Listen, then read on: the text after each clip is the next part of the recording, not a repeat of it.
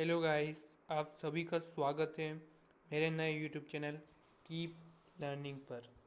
और मैं आपके लिए लेके आया हूँ एमपी बोर्ड केमिस्ट्री के ऑब्जेक्टिव्स की वर्कशॉप्स। और ये वर्कशॉप जो हैं आपके लिए बहुत ही आईएमपी प्रूफ होने वाली है। ये ऑब्जेक्टिव्स जो है मैंने एनसीईआरटी के बुक से निकाल कर बनाए हैं।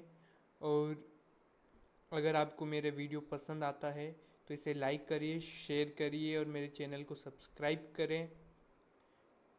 चलिए दोस्तों, अब स्टार्ट करते हैं अपनी ऑब्जेक्टिव्स की workshop. Let's start the chemistry objective workshop. First unit we have is solid state. Solid state is very important for objective concerned because from this chapter 4 objectives comes in the exam. That is very important. तो इस chapter को पढ़ने से आपके 4 marks cover हो जाएंगे। तो first question है, अ क्रिस्टलाइन सॉलिड हैज।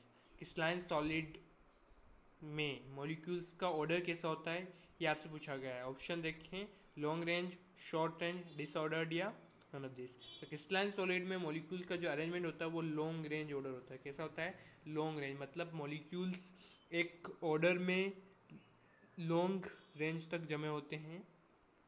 तो पहले सॉलिड समझ लेते हैं। सॉलिड कितने टाइप्स के होते हैं? सॉलिड जो है वो 2 टाइप्स के होते हैं, क्रिस्टलाइन सॉलिड और एमॉर्फस सॉलिड। तो क्रिस्टलाइन सॉलिड में जो है मॉलिक्यूल्स का लॉन्ग रेंज ऑर्डर होता है। एमॉर्फस सॉलिड में लॉन्ग रेंज ऑर्डर यहाँ पर नहीं पाया जाता है। यहाँ पर आपके सामने दो स्ट्रक्चर दिए गए हैं। एक स्ट्रक्चर है क्रिस्टलाइन सॉलिड का, यह स्ट्रक्चर है एमॉर्फस सॉलिड का। This is a structure of quartz. ये जो स्ट्रक्चर है ये किसका है? क्वार्ट्ज का है। और ये जो स्ट्रक्चर है ये आपका क्वार्ट्ज ग्लास का है। तो ये आपका देख सकते हैं मॉलिक्यूल्स एक अच्छे अरेंजमेंट में, ऑर्डर उनका बिल्कुल सही है। यहाँ पर टेढ़ा मेढ़ा अरेंजमेंट है, ठीक है। तो ये क्रिस्टलाइन सॉलिड है, दिस इज क्रिस्टलाइन सॉलिड और this is amorphous solid. Next move on करते हैं। Next question we have is which of the following is an amorphous solid. इसमें से क्या एमॉर्फस सॉलिड है? तो अभी अपन ने देखा क्वार्ट्ज ग्लास का स्ट्रक्चर, और क्वार्ट्ज ग्लास क्या है? एक एमॉर्फस सॉलिड है। नेक्स्ट मूव ऑन करते हैं। Third question, a solid having irregular shape is called which solid. तो अगर ऐसा सॉलिड जिसका इरेगुलर शेप होता है तो उसको अपन बोलते हैं amorphous solid. We know that the answer option A is correct. Crystalline solid में जो है शेप जैसा होता है, रेगुलर होता है। कैसा शेप होता है? रेगुलर शेप यहाँ पर होता है। नेक्स्ट है glass. Glass is a, glass क्या है? तो ग्लास जो है वो एक एमॉर्फस सॉलिड है। फिफ्थ क्वेश्चन है, the molecules of polar molecular solids are held together by. Okay, तो मॉलिक्यूलर सॉलिड्स जो हैं उनके मॉलिक्यूल्स के बीच में कौन सा फोर्स होता है वो आपको बताना। सबसे पहले अपन ये देखते हैं कि क्रिस्टलाइन सॉलिड कितने टाइप्स के होते हैं। क्रिस्टलाइन सॉलिड्स जो हैं वो 4 टाइप्स के होते हैं, मॉलिक्यूलर सॉलिड, आयनिक सॉलिड, नेटवर्क और कोवेलेंट सॉलिड और मेटेलिक सॉलिड। अब मॉलिक्यूलर सॉलिड जो है फर्दर 3 टाइप्स के होते हैं, नॉन पोलर, पोलर और हाइड्रोजन बॉन्डेड। क्वेश्चन ने अपन से पूछा है कि पोलर मॉलिक्यूलर सॉलिड के बीच में कौन सा फोर्स होता है। तो पोलर मॉलिक्यूलर सॉलिड के बीच में जो फोर्स होता है वो फोर्स होता है dipole dipole interactions, dipole dipole force, ठीक है। अब बात करें नॉन पोलर। नॉन पोलर में जो फोर्स होता है ये इसमें फोर्स होता है लंदन फोर्स। हाइड्रोजन बॉन्डेड में हाइड्रोजन बॉन्डिंग वाला फोर्स होता है, ठीक है। नेक्स्ट क्वेश्चन है, zinc sulphide is an crystal. Zinc sulphide है कौन सा crystal? Zinc sulphide ionic crystal है। नेक्स्ट है, crystals which are good conductor of electricity and heat are known as. ऐसे क्रिस्टल जो गुड कंडक्टर होते हैं इलेक्ट्रिसिटी और हीट के, उनको मेटेलिक क्रिस्टल्स बोला जाता है, ठीक है। तो 7th वाले का आंसर है मेटेलिक क्रिस्टल। नेक्स्ट है give an example of metallic crystal solid. Metallic crystal solid के एग्जांपल बताने, तो आप बता सकते हैं मेटेलिक क्रिस्टल सॉलिड के एग्जांपल आयरन हो गया, कॉपर हो गया, silver, magnesium. Next, which solids are called giant solid और नेटवर्क सॉलिड। कौन से सॉलिड को जियांट सॉलिड और नेटवर्क सॉलिड बोला जाता है? तो कोवेलेंट सॉलिड को नेटवर्क सॉलिड्स बोला जाता है। ठीक है, तो इसका 9th वाले का आंसर जो है वो होगा कोवेलेंट सॉलिड। नेक्स्ट है ओके तो सबसे पहले मैं आपको कोवेलेंट सॉलिड के बारे में थोड़ा सा बताना चाहता हूँ। ये है डायमंड का स्ट्रक्चर, दिस इज ग्रेफाइट, और इनके स्ट्रक्चर्स मैंने नीचे दिए हुए हैं, डायमंड स्ट्रक्चर और ग्रेफाइट स्ट्रक्चर। देखिए आप देख सकते हैं सारे जो एटम्स है वो एक दूसरे से जुड़े हुए एक नेटवर्क टाइप बना रहे हैं, इसलिए इसको नेटवर्क सॉलिड बोला जाता है, और ग्रेफाइट में भी ऐसा ही आप देख सकते हैं। ठीक है, नेक्स्ट क्वेश्चन है the three-dimensional graph of lattice points which sets the pattern for the whole lattice is called। ठीक है, अब क्रिस्टल लेटिक क्या होता है और लेटिक पॉइंट्स क्या होते हैं उसको थोड़ा सा समझते हैं। क्रिस्टल लेटिक क्या होता है? Regular three dimensional arrangement of points in space is called crystal lattice. Three dimensional arrangement किसका? पॉइंट्स का, और वो पॉइंट्स कौन होंगे? एटम्स होंगे। ठीक है, उनका अरेंजमेंट क्या कहलाता है? क्रिस्टल लेटिक कहलाता है। अब देख सकते हैं ये पार्टिकल्स का अरेंजमेंट, यहाँ पर एटम्स को अरेंज कर दिया at the corner of the cubes. ठीक है, और ये पूरा जो है ये क्रिस्टलेटिक कहलाएगा। और इसका जो स्मॉलेस्ट पोर्शन है जो बार बार रिपीट हो रही है, रिपीटिंग यूनिट, इस रिपीटिंग यूनिट को बोलते हैं अपन यूनिट सेल। क्या बोलते हैं? Unit cell. तो three dimensional graph of lattice points which set the pattern for the whole lattice, उसको क्या बोलते हैं अपन? क्रिस्टल लेटिक बोलते हैं। तो 10th वाले का जो आंसर है वो हो गया क्रिस्टल लेटिक। नेक्स्ट है okay which of the following are the correct axial distance and axial angles for rhombohedral system. ठीक है, अब इस क्वेश्चन को समझने से पहले मैं आपको बताना चाहता हूँ कि अपन बात कर रहे थे यूनिट सेल की, ये यूनिट सेल है। अब यूनिट सेल को करेक्टराइज कैसे करें? तो यूनिट सेल को करेक्टराइज किया जाता है 6 पैरामीटर से, और 6 पैरामीटर्स क्या होते हैं? 3 एजेस, 1, 2 एंड 3। ठीक है, ये 3 एजेस है, इनके द्वारा इनको करेक्टराइज किया जाता है, और इनके बीच में जो एंगल्स होंगे वो ए और बी के बीच में एंगल, बी और सी के बीच में एंगल, ठीक है, और ए और सी के बीच का एंगल अल्फा, उन एंगल्स को अपन बोलते हैं अल्फा, बीटा एंड गामा। तो 6 पैरामीटर से यूनिट सेल को करेक्टराइज किया जाता है, ये भी एक इंपॉर्टेंट ऑब्जेक्टिव है। ठीक है, अब क्रिस्टल सिस्टम जो होते हैं वो अलग अलग टाइप्स के होते हैं। Total 7 type of crystal system होते हैं। कितने टाइप्स के होते हैं? 7 टाइप्स ऑफ क्रिस्टल सिस्टम होते हैं। तो मैं आपको क्रिस्टल सिस्टम के बारे में थोड़ा सा बताना चाहता हूँ। 7 टाइप्स ऑफ क्रिस्टल सिस्टम होते हैं। ठीक है, और उनका नाम है simple cubic crystal system, tetragonal, orthorhombic, hexagonal, triclinic, monoclinic, rhombohedral. अब अगर इनमें अपन एजेस चेंज कर दें, ठीक है, और एंगल चेंज कर दें, तो ये अलग 7 टाइप के क्रिस्टल सिस्टम्स यहाँ पर बनते हैं। ठीक है, अब अपन से क्वेश्चन पूछा है कि एक्साइल डिस्टेंस और axial angle for rhombohedral system. तो रोम्बोहेड्रल सिस्टम में क्या होता है? सारी साइडें जो हैं वो इक्वल होती है, a is equal to b is equal to c, और जो एंगल्स होते हैं वो इक्वल तो होते हैं लेकिन 90 डिग्री के इक्वल नहीं होते। तो इसका आंसर आएगा ए। ठीक है, तो नेक्स्ट मूव ऑन करते हैं। नंबर ऑफ एटम्स और molecules contain in one primitive cubic unit cell. Okay, तो सबसे पहले यूनिट सेल कितने टाइप्स की होती है वो जरा देख लेते हैं। तो यूनिट सेल जो है 3 टाइप्स की होती है। बेसिकली यूनिट सेल 2 टाइप्स की होती है, प्रिमिटिव यूनिट सेल और सेंटर्ड यूनिट सेल। तो यूनिट सेल कितने टाइप्स की होती है? यूनिट सेल के जो टाइप्स हैं होते हैं प्रिमिटिव यूनिट सेल और सेंटर्ड यूनिट सेल। अब प्रिमिटिव यूनिट सेल किसको बोलते हैं? जिसमें पार्टिकल्स सिर्फ कॉर्नर्स पर प्रेजेंट होते हैं। सेंटर यूनिट सेल किसको बोलते हैं? जिसमें पार्टिकल्स कॉर्नर्स पर तो प्रेजेंट है ही, सेंटर पर भी प्रेजेंट हो सकते हैं, मतलब कॉर्नर्स के अलावा कहीं पे भी प्रेजेंट हो सकते हैं, उसको बोलते हैं सेंटर्ड यूनिट सेल। ओके, अब सेंटर यूनिट सेल के भी 3 टाइप है। कितने टाइप है? 3 टाइप्स।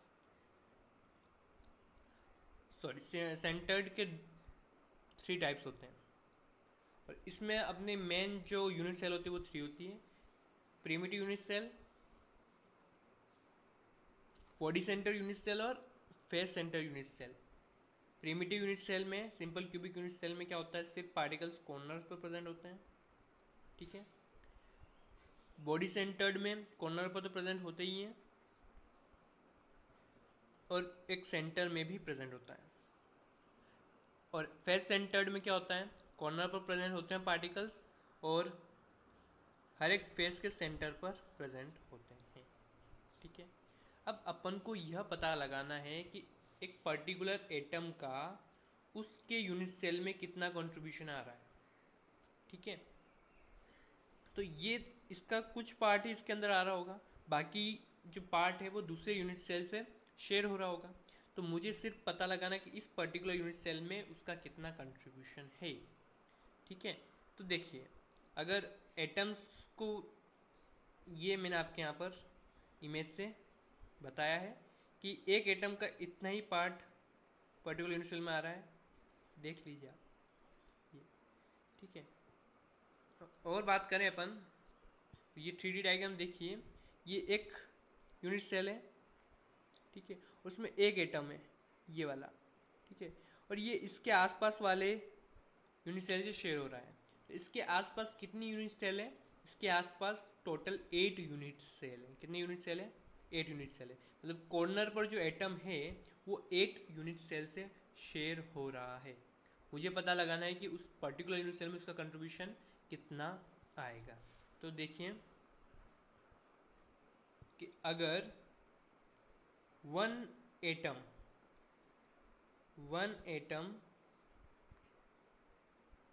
अगर 8 यूनिट सेल से शेयर होता है, वन एटम अगर 8 यूनिट सेल से शेयर होता है, तो एक यूनिट सेल में कितने एटम आ रहे होंगे या कितना उसका कंट्रीब्यूशन हो रहा होगा?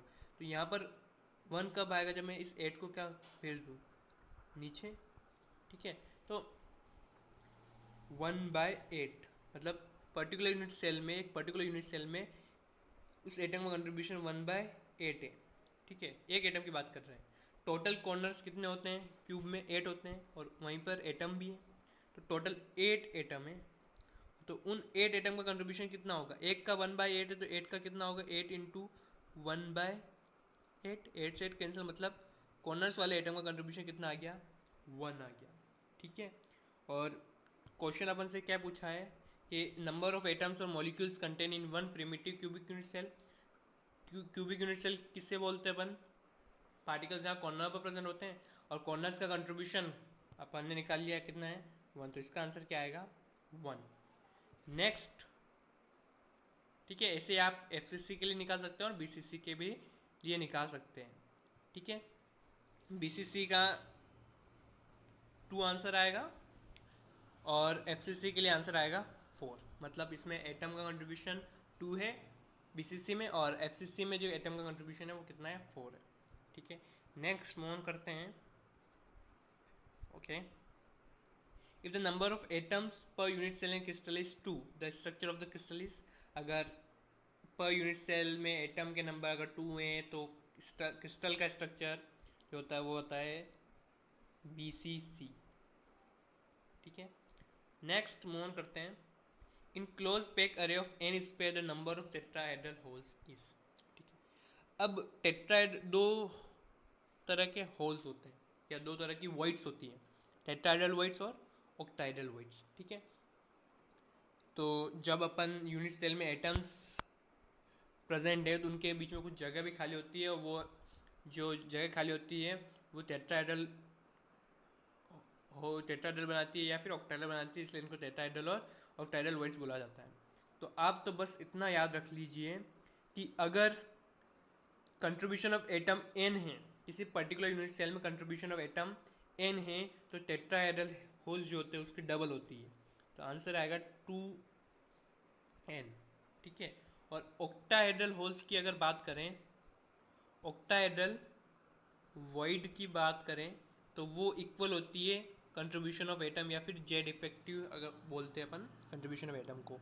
ठीक है, तो ऑक्टाहेड्रल वॉइड्स जो है वो सेम रहेगी जितना एटम का कंट्रीब्यूशन है यूनिट सेल में, और टेट्राहेड्रल होल जो होती है वो डबल हो जाती है। ठीक है, आप देख सकते हैं ये। ठीक है, ये जो इमेज है यहाँ पर, ये एफसीसी है, FCC face centred unit cell है। ठीक है, और इसमें अगर मैं 4 एटम्स को जोड़ दूँ ना, तो ये जो जगह इनके बीच में खाली रहती है इसको अपन बोलते हैं टेट्राहेड्रल वॉइड। ठीक है, और ये जो शेप है ना वो टेट्राहेड्रल जैसा है, इसलिए इस वॉइड को बोला जाता है टेट्राहेड्रल वॉइड। ठीक है, नेक्स्ट मूव ऑन करते हैं। The arrangement ABC is referred to as close packing में एबीसी अरेंजमेंट किसको बोला जाता है, तो ऑक्टाहेड्रल अरेंजमेंट को जो है एबीसी अरेंजमेंट यहाँ पर बोला जाता है। नेक्स्ट मूव ऑन करते हैं। The packing efficiency in simple cubic unit cell is, okay, तो पैकिंग एफिशिएंसी क्या होती है? Packing efficiency is nothing but कितना स्पेस मॉलिक्यूल्स या एटम्स ने ऑक्यूपाइड कर रखा है, टोटल स्पेस कितनी फिल कर रखी है पार्टिकल्स ने पर्टिकुलर यूनिट सेल में।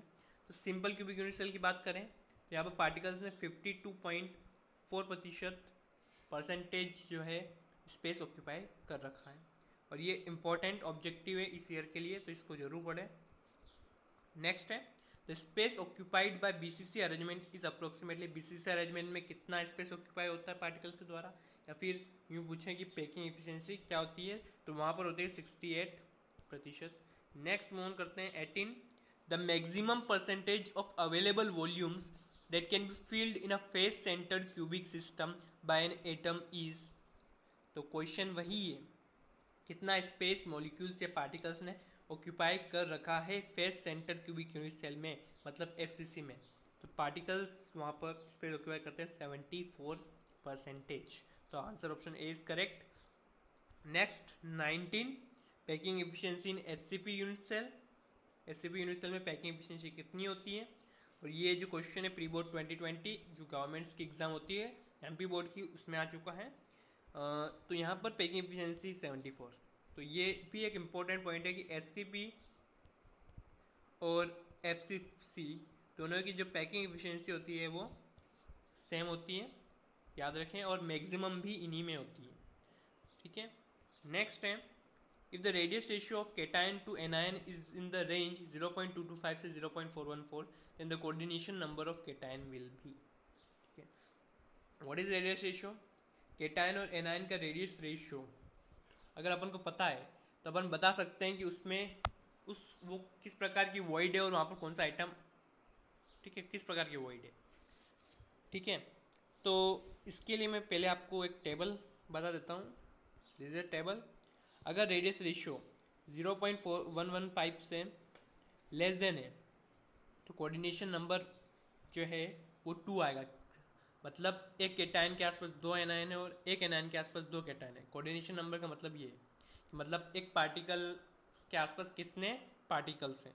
ठीक है, और जो वॉइड ऑक्यूपाई होगी वो लीनियर वॉइड ऑक्यूपाई होगा। ठीक है, अगर रेडियस रेशियो 0.155 से 0.225 के बीच में है तो कोऑर्डिनेशन नंबर वहाँ पर आएगा 3, मतलब एक केटायन के आसपास 3 एनायन है और एक एनायन के आसपास 3 केटायन है। जो वॉइड ऑक्यूपाई होगी वो ट्रायंगुलर प्लेनर वॉइड ऑक्यूपाइड होगी। एग्जाम्पल आप देख सकते हैं B2O3 बोरॉन ट्राइऑक्साइड। अगर रेडियस रेशियो 0.225 से 0.414 के बीच में आता है तो कोऑर्डिनेशन नंबर वहाँ पर आता है 4। Type of void occupied tetrahedral, example zinc sulphide और कॉपर क्लोराइड। अगर रेडियस रेशियो 0.414 से 0.732 के बीच में आती है तो कोऑर्डिनेशन नंबर 6 होता है। Type of void occupy octahedral, example है यहाँ पर सोडियम क्लोराइड और मैग्नीशियम ऑक्साइड। नेक्स्ट है रेडियस रेशियो अगर 0.732 से 1 के बीच में है तो कोऑर्डिनेशन नंबर वहाँ पर 8 आता है। क्यूबिक वॉइड वहाँ पर ऑक्यूपाइड होती है। सीजम क्लोराइड, NH4Br इसके एग्जाम्पल्स हैं। अगर रेडियस रेशियो 1 है वहाँ कोऑर्डिनेशन नंबर 12 आएगा। CCP और HCP वॉइड ऑक्यूपाइड होगी और मेटल्स इसके एग्जाम्पल है।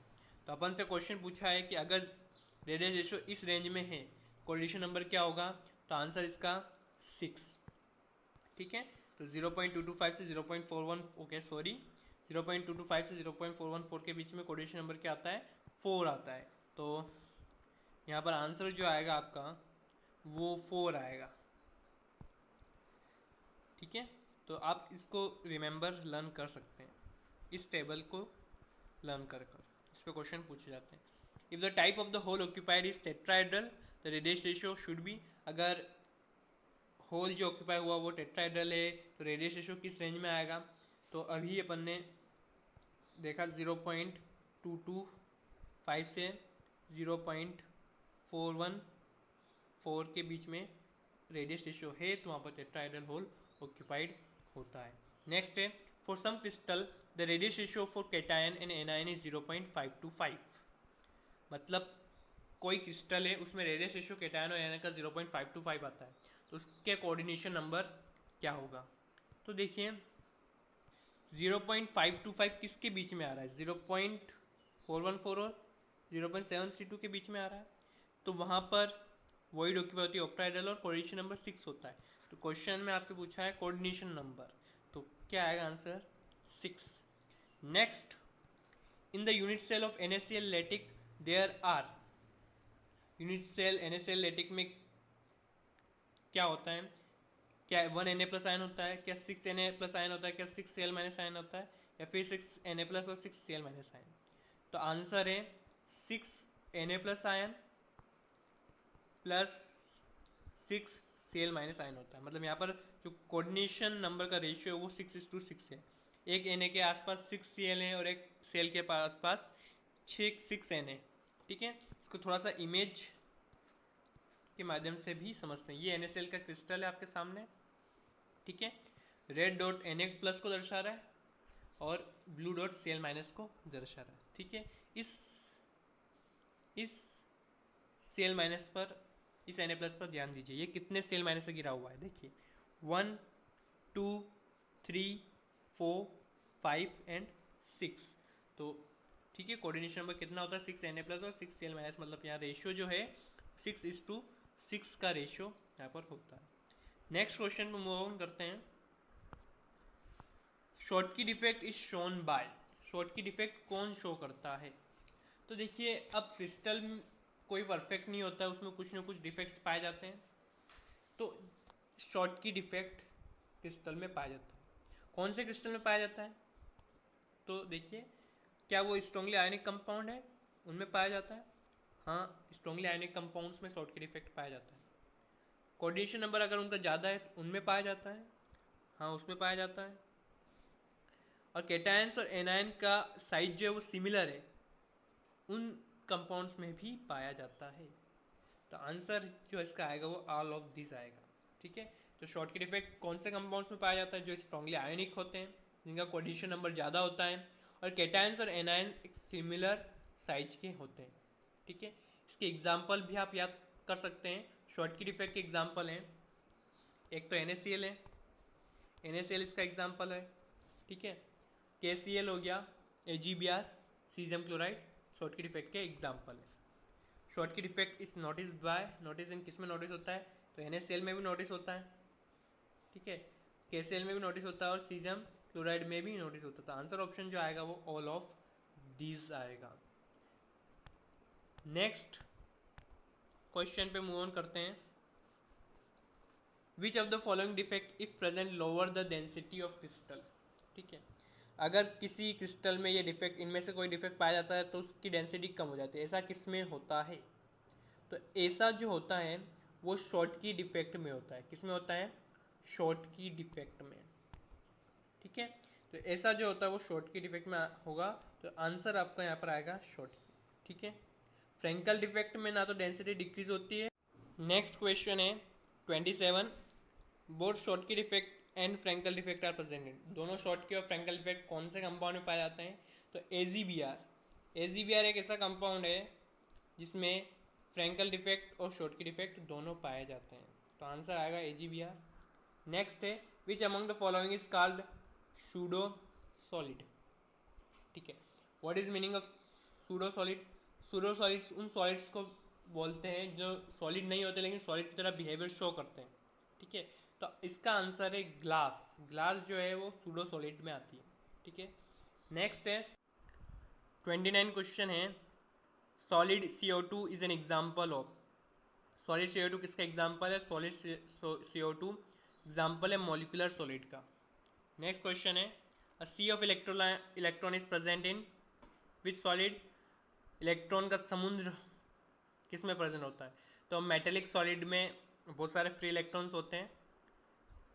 ठीक है, तो मेटेलिक सॉलिड इसका आंसर होगा।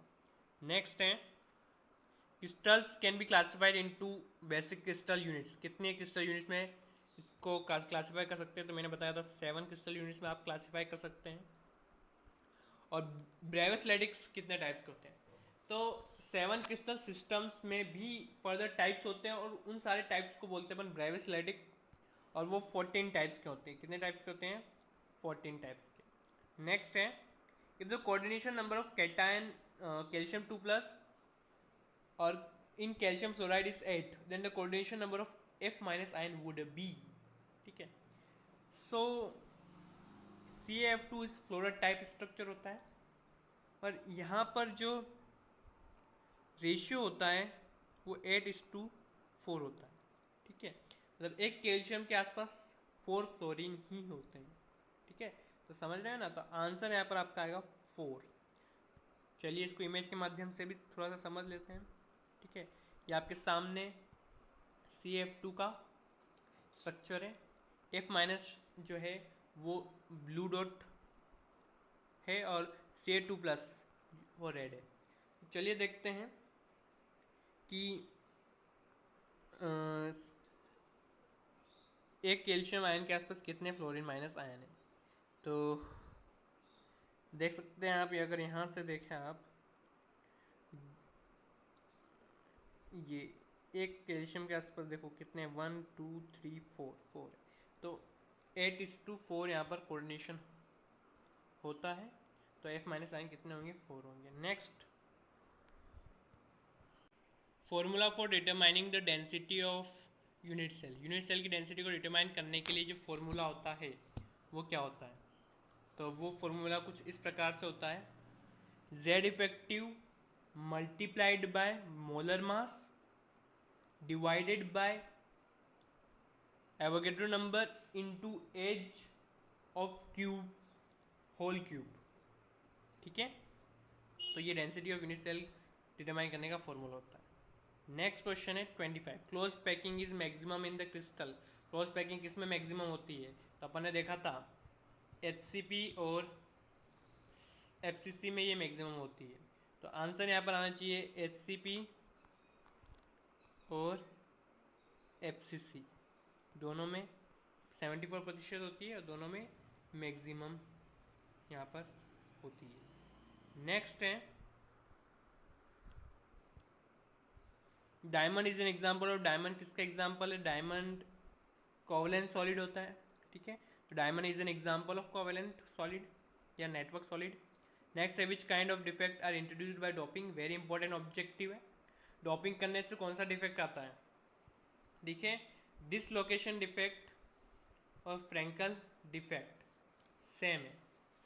फ्रैंकल डिफेक्ट को डिसलोकेशन डिफेक्ट भी बोला जाता है। ठीक है, शॉर्टकी डिफेक्ट डोपिंग से नहीं होता है, वो पहले ही सिस्टम में प्रेजेंट होता है। तो इलेक्ट्रॉनिक डिफेक्ट अगर डोपिंग करते हैं तो वो उस डिफेक्ट को अपन बोलते हैं electronic defect. Next monoclinic crystal has a dimension. ठीक है, 7 टाइप ऑफ क्रिस्टल सिस्टम होते हैं, उसमें से एक मोनोक्लिनिक होता है। तो मोनोक्लिनिक में जो है कौन सा डायमेंशन यहाँ पर होता है? तो मोनोक्लिनिक में जो है तीनों साइडें अनइक्वल होती हैं और अल्फा गामा 90 डिग्री होता है और बीटा 90 डिग्री इक्वल नहीं होता है। तो answer option C is the correct. Next doping of silicon with boron leads to. Doping of silicon with boron leads to. अगर सिलिकॉन के क्रिस्टल को लें और उसमें बोरॉन डाल दें तो क्या बनेगा? दो टाइप के सेमीकंडक्टर होते हैं, दो टाइप के एक्सट्रिंसिक सेमीकंडक्टर होते हैं, पी टाइप सेमीकंडक्टर और एन टाइप सेमीकंडक्टर। तो अगर सिलिकॉन, प्योर सिलिकॉन क्रिस्टल को डोप कर दें बोरॉन से तो कौन सा सेमीकंडक्टर बनेगा? पी टाइप बनेगा या एन टाइप बनेगा? तो अगर बोरॉन से आप ड्रॉपिंग करा रहे हो तो आपको पी टाइप सेमीकंडक्टर मिलेगा। पी मतलब पॉजिटिव, मतलब वहाँ पर होल्स बहुत ज़्यादा हो जाते हैं। देखिए कैसे, ठीक है। सिलिकॉन एटम है ये, ठीक है, प्योर सिलिकॉन एटम, इसको डोप करा बोरॉन से, तो यहाँ पर मैंने क्या डाल दिया? बोरॉन। बोरॉन की जो वैलेंसी होती है वो वैलेंसी होती है 3 वैलेंसी, ठीक है, वो 3 बॉन्ड बना सकता है। तो देखो, इस सिलिकॉन के साथ इसने बॉन्ड बना लिए, इस सिलिकॉन के साथ बना ली, इस सिलिकॉन के साथ बना ली।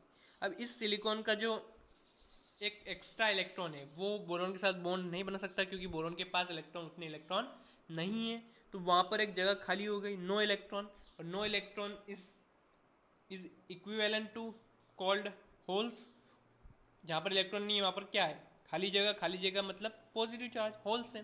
तो ऐसे बहुत सारे बोरॉन आएंगे, बहुत सारे होल्स क्रिएट हो जाएंगे, और वो होल्स पॉजिटिव होते हैं, मतलब इलेक्ट्रॉन नहीं तो वहां पर क्या होगा? कौन सा चार्ज होगा? पॉजिटिव चार्ज होगा, ठीक है। तो इसलिए इसको बोलते हैं पी टाइप। तो अगर सिलिकॉन को बोरॉन से अपन डोप कराते हैं तो अपन को पी टाइप सेमीकंडक्टर मिलता है। और वहीं अगर आप इसको डोप करा दो आर्सेनिक के साथ, आर्सेनिक जो है 15 ग्रुप का एलिमेंट है और इसकी वैलेंसी होती है 5। कैसी वैलेंसी होती है? 5 होती है,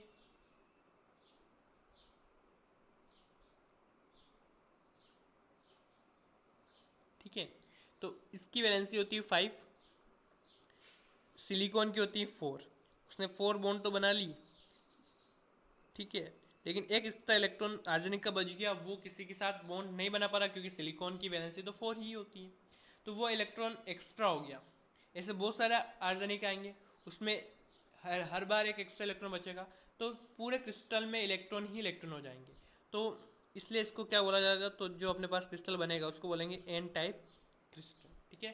तो सिलिकॉन से अगर डॉप करा रहे हैं, सॉरी, आर्सेनिक से अगर डॉप करा रहे हैं सिलिकॉन को, तो एन टाइप सेमीकंडक्टर बनेगा, मतलब वहां पर इलेक्ट्रॉन्स जो है वो मेजर चार्ज कैरियर होंगे, ठीक है। Next question, to get N type semiconductor from silicon it should be doped with substance with valence. मतलब अगर एन टाइप सेमीकंडक्टर चाहिए आपको सिलिकॉन से, तो उसको डॉप करना चाहिए ऐसे सब्सटेंस जिसकी वैलेंसी क्या हो? 5 हो, ठीक है। तो पेंटावेलेंट इम्प्योरिटी से आप अगर डॉप कराते हो तो सिलिकॉन का जो क्रिस्टल है वो एन टाइप सेमीकंडक्टर यहाँ पर बन जाएगा।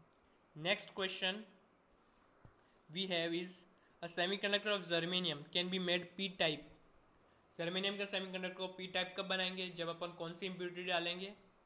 ट्राईवेलेंट इम्प्योरिटी अगर डालें, मतलब जिसकी वैलेंसी 3 हो, ताकि सिलिकॉन जर्मेनियम की वैलेंसी 4 होती है, तो 3 बॉन्ड्स तो वो 3 वैलेंसी वाले जो डॉपिंग कर रहे हैं उस सब्सटेंस से बना लेगा, लेकिन एक जगह खाली हो जाएगी।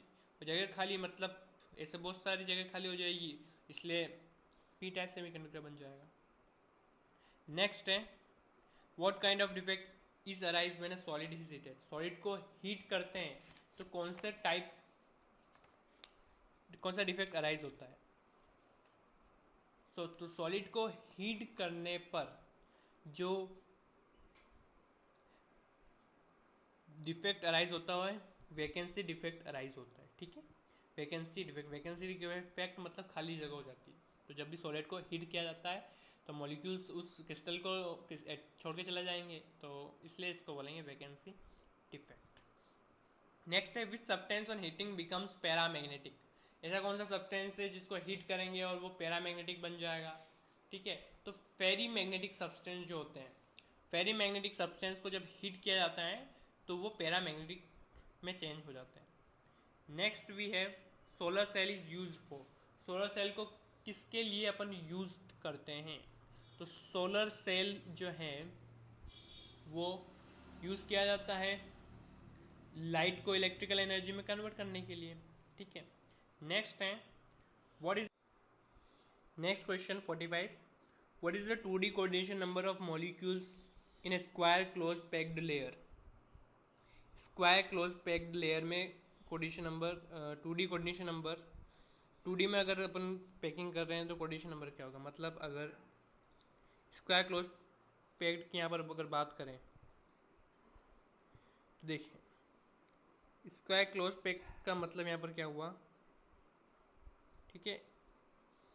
थोड़ा सा अपन डायग्राम से समझते हैं इसको, ठीक है। स्क्वायर क्लोज पैक लेयर में क्या होता है, एक के ऊपर एक आपको जमाना यहाँ पर होता है। सारे टचिंग कर रहे हैं लेकिन आप देख लेना यहाँ पर मैंने टच नहीं करा है, ठीक है। ओके, तो देखो इस एटम की अगर बात करूँ कितने एटम से जुड़ा हुआ, 1 2 3 4, 4 एटम से ये गिरा हुआ। तो मतलब 2D कोऑर्डिनेशन नंबर में मॉलिक्यूल्स की जो कोऑर्डिनेशन नंबर होता है वो कितना होता है, 4 होता है। कितना होता है, 4, ठीक है। Atom of element B form HCP lattice and those of the element A occupy 2/3 of the tetrahedral voids. What is the formula of the coordination number by the element A and B? ठीक है, थोड़ा सा complicate question है लेकिन easy है अगर आप समझ लेंगे। देखो atom of the element B form HCP lattice, B के एलिमेंट, ठीक है, उसके जो एटम है वो HCP lattice बनाते हैं। HCP lattice में जो जेड इफेक्टिव मतलब एटम का कंट्रीब्यूशन जो आता है वो कितना होता है, 12 होता है, ठीक है। कितना होता है, 12। And those of the element occupied 2/3 of the tetrahedral voids. तो पहले बात कर लेते हैं बी की। बी के एलिमेंट क्या बना रहे हैं, एचसीपी लेटिक, मतलब पर्टिकुलर यूनिट सेल की अगर बात करें तो उसमें उनका कंट्रीब्यूशन होगा 12, ठीक है। And those of the element, ए के जो एलिमेंट है वो 2/3 ऑफ द टेट्राहेड्रल वाइट्स। अब टेट्राहेड्रल वाइट्स कितनी होती है एचसीपी में, एचसीपी में जेड इफेक्टिव 12 होता है, तो टेट्राहेड्रल वाइट्स जो है वो डबल हो जाएगी। मैंने आपको बताया कि अगर एन एटम कंट्रीब्यूट कर रहे हैं किसी भी यूनिट सेल में तो उसके अंदर टेट्राहेड्रल वाइट्स उसकी डबल होती है। तो 12 का डबल 24, ठीक है। 3 से इसको काट दो, 3 8 जा 24, ठीक है। और देखें आप तो A इज इक्वल टू आएगा 8 2 16, B 12, और सिंपल रेशियो में आप इसको अगर चेंज करें तो A4 B3, 4 से आप कट कर दो, 4 4 16, 4 3 12। तो जो एलिमेंट है या कंपाउंड है वो क्या होगा, A4 B3, ठीक है। फिर से देखें B के एलिमेंट, ठीक है, क्या बना रहे हैं, HCP लेटिक बना रहे हैं। बी के एलिमेंट HCP लेटिक बना रहे हैं तो HCP से मुझे याद आया कि वहाँ पर एक पर्टिकुलर यूनिट सेल में कंट्रीब्यूशन एटम्स का कितना होता है, 12 होता है। तो बी के कितने हैं, 12 एटम है एक पर्टिकुलर यूनिट सेल में, ठीक है। ए एटम जो है वो टेट्राहेड्रल वाइट्स को ऑक्यूपाई कर रहे हैं, वो कितना ऑक्यूपाई कर रहे हैं, वो भी 2/3 ऑक्यूपाई कर रहे हैं। तो 2/3 किसका, टेट्राहेड्रल वाइट्स का। टेट्राहेड्रल वाइट्स कितनी होगी, double of the Z effective 24, 3 से मैंने इसको काटा, 3 8 24, कितना है A16 B12, और सिंपल रेशियो में देखें A4 B3। तो आंसर यहाँ पर आएगा आपका A4 B3। नेक्स्ट 47 वाला क्वेश्चन देखें, right relation between radius of an atom and edge of an unit cell for FCC lattice. तो एटम के रेडियस और यूनिट सेल की एज के बीच में आपको रिलेशन यहाँ पर बताना है, ठीक है। ये देखिए रिलेशन निकालते हैं, चलो। FCC का मैंने आपके सामने जो है पिक्चर दिया हुआ है। ये जो है सेंटर से सरकमफेरेंस पर जो भी आप डिस्टेंस है वो रेडियस कहलाएगी, ठीक है। ये एज है यूनिट सेल की ए, ठीक है। और देखो एक ट्रायंगल बन रहा है यहाँ पर, ठीक। ये 4R कैसे हुआ, देखो ये आर, ये आर, 2r, ये आर, ये are, 2r, 2r plus 2r कितना हो गया 4r, टोटल ये कितना है 4r है। और अगर ये a है और ये a है तो पाइथागोरस थ्योरम से अपन निकाल सकते हैं हाइपोटेनस। कैसे निकालेंगे? हाइपोटेनस का square is equal to a square plus a square. ठीक है, तो हाइपोटेनस आ जाएगा मेरे पास 2a रूट 2a। ठीक है, सॉल्व करेंगे आप। और ये हाइपोटेनस देखो किसके इक्वल है 4r के, तो 4r is equal to root 2a is the answer of this question. Radius और एज के बीच में रिलेशन आ गया। ठीक है, नेक्स्ट मूव ऑन करते हैं। Relation between radius of an atom and edge of a unit cell for BCC lattice. BCC lattice के लिए आपको यहाँ पर बताना है। ठीक है, तो बीसीसी में क्या होता है? बॉडी सेंटर्ड, बॉडी के सेंटर पर प्रेजेंट होता है एटम। कहाँ होता है? बॉडी के सेंटर पर। वहां पर अपन ने फेस का सेंटर लिया था। देख यहाँ पर इसलिए फेस का सेंटर लिया क्योंकि फेस वाला एटम कॉर्नर वाले एटम को टच कर रहा है एफसीसी में। बीसीसी में कौन टच कर रहा है? सेंटर वाला एटम टच कर रहा है। और सेंटर, ठीक है, सेंटर ऑफ क्यूब, ये इसको क्या बोलेंगे? डायगोनल। This is diagonal. और डायगोनल ऑफ क्यूब कितना आता है? रूट 3a आता है। तो आप कैलकुलेट करें। ठीक है, और फिर वही ये r, ये टोटल कितना होगा 2r, और ये कितना होगा r, तो टोटल यहाँ पर हो गया 4r।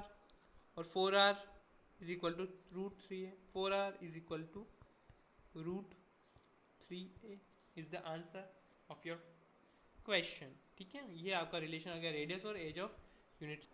तो गाइज ये था मेरा यूनिट फर्स्ट सॉलिड स्टेट के ऑब्जेक्टिव वर्कशॉप। मिलते हैं अगले वीडियो में। और आपको अगर मेरा वीडियो पसंद आए तो इसे लाइक करें, शेयर करें, सब्सक्राइब करें मेरे चैनल कीप लर्निंग को। और तब तक के लिए good bye and keep learning.